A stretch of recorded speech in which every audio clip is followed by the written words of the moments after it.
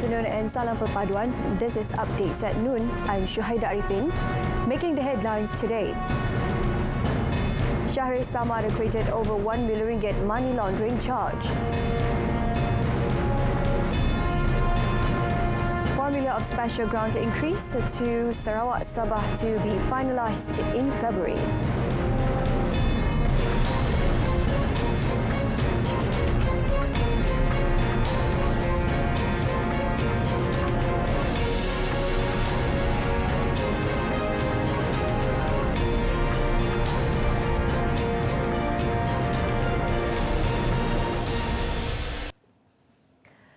The Kuala Lumpur High Court today acquitted former Felda Chairman Tan Sri Shahrir Samad from a money laundering case involving 1 million ringgit received from former Prime Minister Najib Abdul Razak. Justice Jamil Hussein acquitted Shahrir after Deputy Public Prosecutor Rashidah Murni Azmi told the court the prosecution did not wish to continue with the case. Tan Sri Shahrir was also acquitted and discharged from the offence of not stating his actual income in the income tax return form for assessment year 2013, which violated Section 113, Subsection 1, Subsection A of the Income Tax Act 1967. He was granted a discharge and acquittal DAA of the charge, which means that the UMNO veteran cannot be charged with the same offence again. In today's proceedings, Datuk Seri Najib was initially scheduled to testify as a prosecution witness. He was charged with committing the offence at IRB Duta Branch Government Office Complex, Jalan Tunku Abdul Halim on April 2014. The charge framed under Section 4, Subsection 1, Subsection A of the Anti-Money Laundering, Anti-Terrorism Financing and Proceeds of Unlawful Activities Act 2001 provides a maximum fine of 5 million ringgit or imprisonment for up to 5 years or both if a defendant is found guilty. The proposal to abolish or reduce the pensions of former civil servants, including cabinet members, is unreasonable. Prime Minister Datuk Seri Anwar Ibrahim said all matters related to pensions are enshrined in the Federal Constitution. Itu semua saya fikir tidak musabah kerana isu ini isu yang menyentuh soal perlembagaan dan harus diteliti dan dirujuk pada semua pihak. Bekas-bekas menteri yang baru ini yang dapat kemudahan-kemudahan biasa dan kereta semua saya batalkan. Dekat itu boleh lebih baik dari segi peraturan pentadbiran dan tidak melibatkan perlembagaan. Previously, an ex-parliament member was reported as saying that the government will save up between 100 to 150 million ringgit a year if the government abolish pension for former cabinet members. The formula of special grant increase to Sabah and Sarawak based on Article 112D of the Federal Constitution will be finalised in the first meeting of the Malaysia Agreement 1963 Implementation Action Council MTPMA 63. The meeting, which will be chaired by Prime Minister Datuk Seri Anwar Ibrahim, is scheduled to be held in February. Deputy Prime Minister Datuk Seri Fadilah Yusof in a statement said the meeting of the MTPMA 63, which would involve Sarawak Premier Tan Sri Abang Johari Tun Openg and Sabah Chief Minister Datuk Seri Haji Jino would be held in Kuching, Sarawak. The first meeting will also be the first official visit of Datuk Seri Anwar as Malaysia's 10th Prime Minister to Sarawak. Datuk Seri Fadilah said the MA 63 Technical Committee, chaired by him, would oversee and continue discussions with all agencies as well as finalise matters that have not been decided to be brought to MTPMA 63. Earlier, the Prime Minister announced several matters involving MA 63, among them to consider the amount of special grant for the two states, which would be reviewed every 5 years so that the sum is more reasonable. On another note, Datuk Seri Fadilah said the federal government has also given its commitment to proceed with the Pan-Borneo Highway project in Sarawak and Sabah to improve the federal road infrastructure in the two states in stages. According to him, the Sarawak Pan-Borneo project is now 91% complete, while the Sabah Pan-Borneo project is 73% complete. He said the government is also committed to continue the Sarawak-Sabah Link Road SSLR project, which is divided into two phases, namely SSLR Phase 1, Lawas Long Lopeng Junction, which is now 10% complete, and SSLR Phase 2, the Trans-Borneo Highway, involving Miri Limbang Lawas. He added the Trans-Borneo Highway will start as soon as the Ministry of Public Works finishes appointing a contractor, which is expected to be finalised in 2024.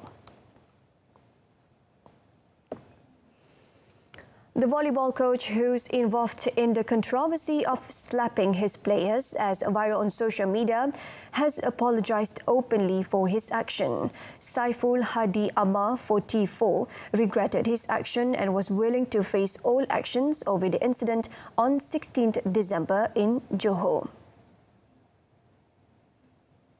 Saya memohon maaf kepada semua pemain yang terlibat, terutama sekali kedua pemain yang terlibat, ibu bapa, kepada kelab saya sendiri, Kelab Mas Tanah, serta bola tampar Malaysia, serta bola tampar Melaka dan juga seluruh komuniti bola tampar yang berada di Malaysia. Saya sedia dan saya reda dengan segala keputusan yang bakal dikenakan kepada saya. Saya harap perkara ini akan menjadi pengajaran kepada diri saya sendiri. He said this at the Melaka State Sports Council office in Krubung following a special meeting with the families of two players involved in the incident. Also present at the meeting were State Youth Development Sports and Non-Governmental Organisation NGO VP Shamugam, National Sports Council MSN Director General Dato' Ahmad Syapawi Ismail and Malaysia Volleyball Association President Hian Bunyao. Meanwhile, Shamugam said actions that will be taken against Saiful could only be made once the investigation by MAVA and Education Ministry is complete.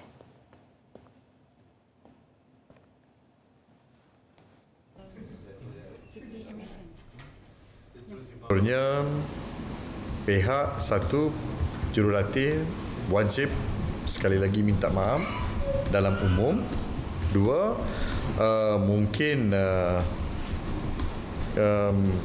kena ataupun sijil latihan beliau akan ditahan selama setahun ke 2 tahun mungkin.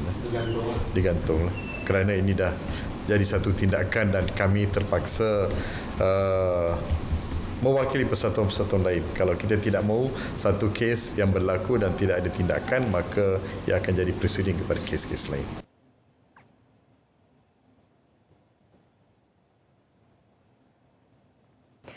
Meanwhile, the Ministry of Youth and Sports said it will still continue with investigation on the incident. Its Minister Hannah Yeoh, through a Twitter post, said the investigation will be conducted independently despite the families of players involved in the incident have already forgiven the coach. The parents of both players have already accepted the apology by Saiful and expressed their hope that the issue will not be magnified by any parties. Malaysia Volleyball Association MAVA have already barred Saiful from participating in any national volleyball activities. The Negeri Sembilan government is considering making the wearing of face mask compulsory again, especially indoors, should there be a drastic increase in COVID-19 cases in the state. Menteri Besar Datuk Seri Aminuddin Harun, who described it as an early preventive measure, said the COVID-19 cases in the state were currently under control. Kalau mendadak pasti kita akan wajibkan, walaupun kita akan wajibkan. Contohnya di jabatan-jabatan kerajaan, di sekolah, di tempat-tempat yang kita boleh wajibkan, kita akan wajibkan. Datuk Seri Aminuddin, however, said for now the number of COVID cases in the state is still under control. He, however, stressed that the state government will make it compulsory for face masks to be worn during the 75th birthday celebration of the Yang di-Pertuan Besar Negeri Sembilan, Tuanku Muhriz Tuanku Munawir at Istana Seri Menanti in Kuala Pilah on 14th January. He added that Tuanku Muhriz also proposed that the public be encouraged to wear face masks at programs where there are big crowds. Bukit Aman Commercial CCID entered into a partnership with mobile phone application developer whose call to curb cases of online fraud. CCID Director Datuk Kamaruddin Din said the call identification application developed by the company My GoGo and Look Sendirian Berhad will provide information to users regarding unknown calls. Kita mempunyai data yang kita kumpulkan melalui sistem yang kita bangunkan untuk semua nombor-nombor telefon yang telah pernah digunakan oleh skamer. Yang nombor-nombor ini ada dalam server kita, data kita, simpanan kita. So kita bersetuju supaya Huskon boleh akses pada data itu dan mana-mana individu yang subscribe kepada Huskon, kalau ada panggilan datang, mereka akan dapat satu, kalau panggilan tu daripada skamer yang pernah yang ada dalam database kita akan appear dekat situ verified scammer. Meanwhile, Datuk Kamaruddin said online fraud criminal cases recorded a decrease last year to 20,041 cases compared to 20,701 cases in 2021. However, he said the number of arrests and losses increased, namely 13,371 arrests involving a loss of 684,474,000 ringgit last year, compared to 9,991 arrests with a loss of 560,813,575 ringgit in 2021.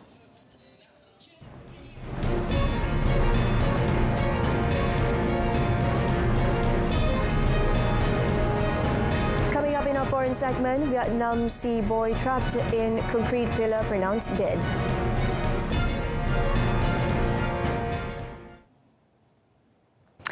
A 10-year-old Vietnamese boy trapped in a buried hollow concrete pillar at a construction site for 4 days has been declared dead.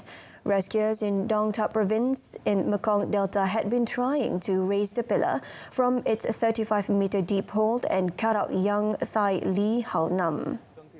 The boy fell into the 25-centimeter wide shaft of the pillar, sunk as a part of the new bridge on Saturday, apparently while looking for scrap metal.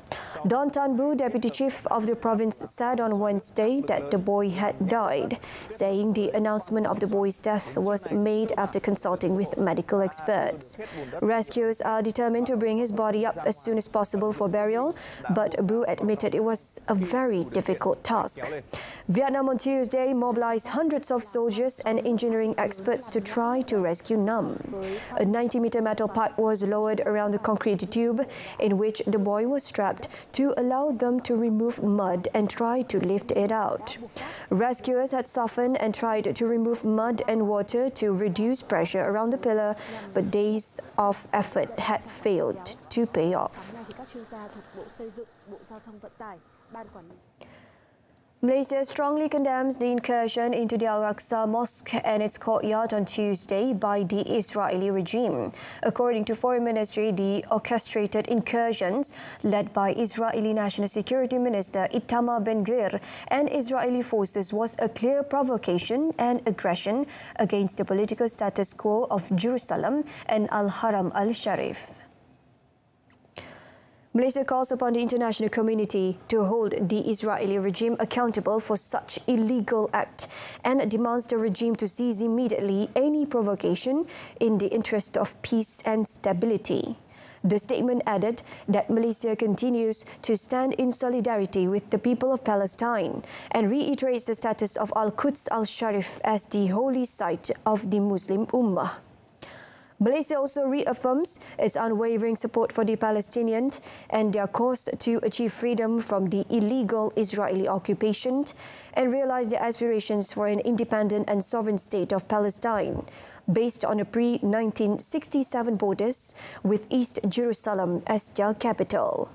Early on Tuesday, Itamar Ben-Gvir entered the Al-Aqsa Mosque complex. The visit was deemed as an unprecedented provocation and a declaration of war by Palestine and several Arab nations.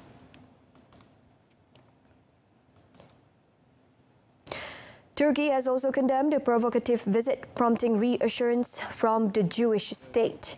Turkish Foreign Minister Mevlut Cavusoglu told his Israeli counterpart in a telephone call that provocative action of its National Security Minister Itamar Ben-Gvir against the Al-Aqsa Mosque was unacceptable. Ankara's condemnation came during a warming of the site's relations, which froze after an Israeli raid on a Turkish ship carrying aid into the Gaza enclave killed 10 civilians in 2010. Israel and Turkey announced last August the full restoration of relations and the return of ambassadors to both countries. Meanwhile, the UN Security Council will meet today to discuss the controversial visit to Jerusalem's Al-Aqsa Mosque compound that has enraged Palestinians. The 15-member council will convene at 3 p.m. at the United Nations headquarters in New York following a request by the United Arab Emirates and China. There have been fears Tuesday's visit by Israeli new National Security Minister could spark a war. The top-selling tuna at Tokyo's traditional New Year auction sold more than $270,000 today, nearly double last year's price, breaking a pandemic trend of a slumping demand. Michelin-starred sushi restaurant Onodera Group and Japanese wholesaler Yamayuki forked out 36.04 million yen for the 212-kilo bluefin tuna in the auction at Tokyo's Toyosu Fish Market. The figure was still only a fraction of the 2019 record price, but marks a recovery for the symbolic auction after 3 years in which prices slumped. Last year's top-selling tuna bought by the same pair of bidders went for just 16.88 million yen, with observers blaming subdued demand as a COVID wave ripped through Japan in early 2022. The New Year auction is highly anticipated, and securing the top price tuna offers bidders bragging rights. 4 years, the top bid came from self-proclaimed tuna king Kiyoshi Kimura, who paid a record $3.1 million in 2019. But in recent years, Kimura has held back, citing the pandemic.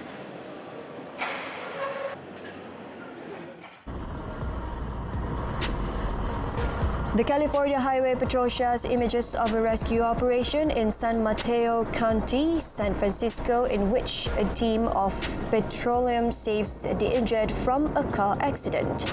On Monday, a vehicle with 4 occupants, all 1 family members, dived over a cliff on Highway 1. The driver was later arrested on suspicion of intentionally causing the crash. CCTV footage shows a soldier saving a man from being pulled underneath a moving train at a station in eastern India. The soldier, member of India Railway Protection Force, was working at the station in the state of Bihar on New Year's Day when the incident occurred.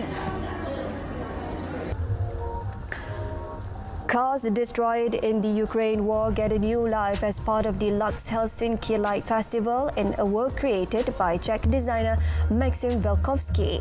The 4 cars illuminated in the dark are each coupled with the story of how the car was an important part of its owner's life.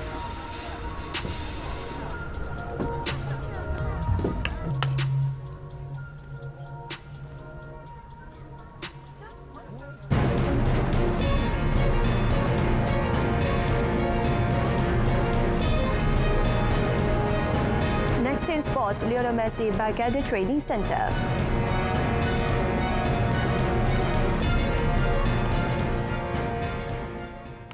"17 days after guiding Argentina to an epic World Cup final victory over France, Lionel Messi reported back to the Paris Saint-Germain's training ground as they prepare for Saturday's French Cup tie at Third their side Châteauroux.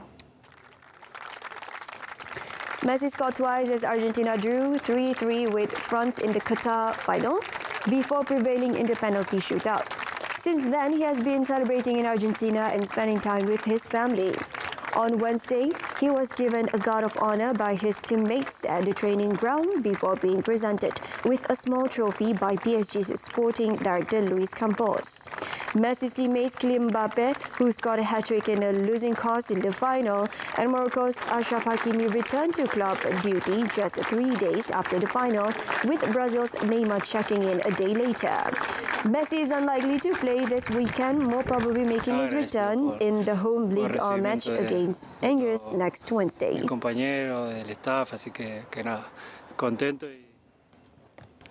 Harry Kane lifted the gloom at Tottenham earlier today, scoring twice in a convincing 4-0 wins against Crystal Palace as Nottingham Forest hauled themselves out of the relegation zone. Antonio Conte's inconsistent Tottenham, who finished 4th last season, had taken just 1 point from 2 matches after the Premier League resumed following the World Cup. An insipid Tottenham survived until half-time at Selhurst Park but came out after the break a totally different side. They broke the deadlock in the 48th minute when Ivan Perisic crossed to Kane from the left, and he neatly nodded past Vicente Guita at the near post. Kane doubled Spurs' lead when the ball fell to Bryan Gil on the right, and he flicked a pass to the England captain, who sent a low strike unerringly into the bottom left corner. Matt Doherty made it 3-0 midway through the second half, and Son Heung-min completed the scoring 4 minutes later.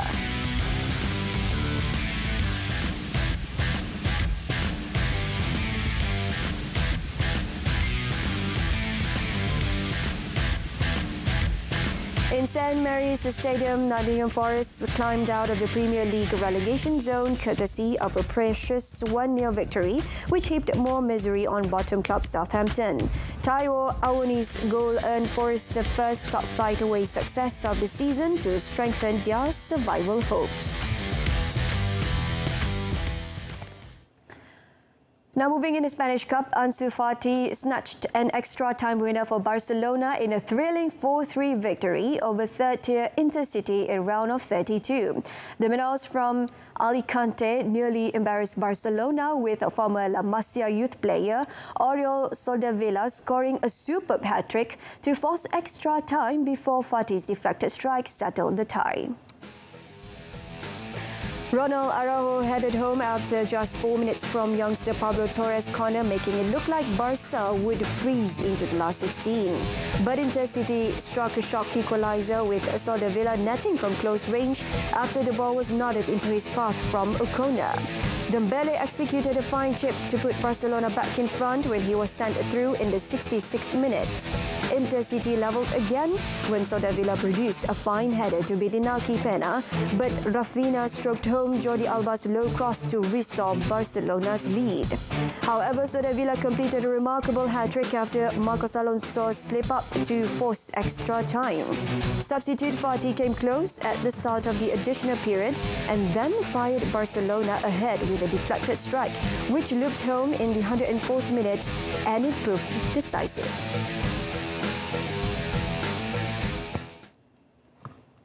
Poland and Greece fought down to a wire to reach the semi-final of the United Cup mixed team tournament as the United States also advanced. The 3 countries who won their city finals to progress were joined in the last 4 by Italy, the runners-up with the best records in the $15 million event, which replaced the short-lived ATP Cup to open the 2023 season.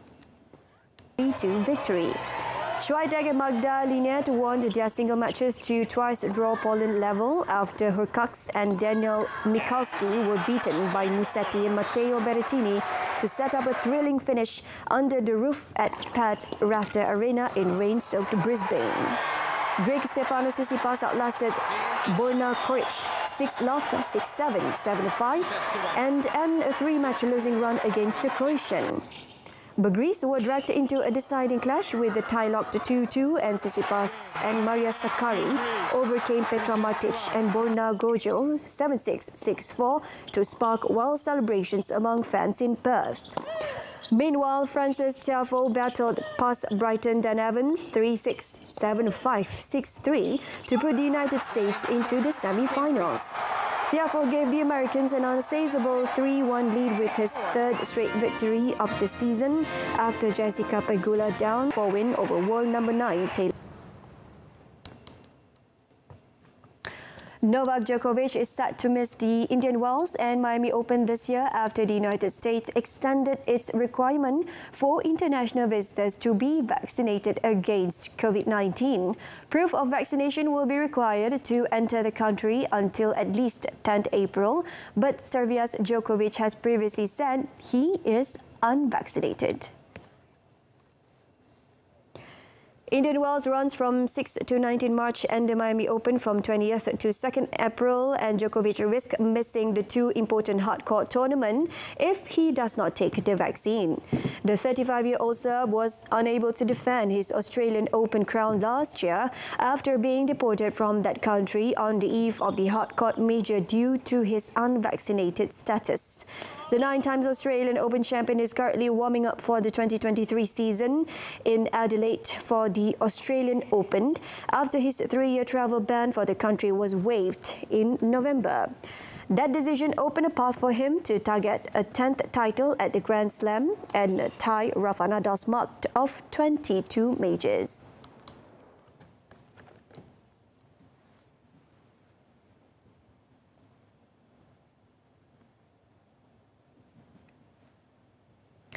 Alright, with that we end today's updates at noon. In our top story, Shahrir Samad acquitted over 1 million ringgit money laundering charge. Tune into news at 10 coming up at 10 p.m. on My Freeview Sadra Berita RTM channel 123.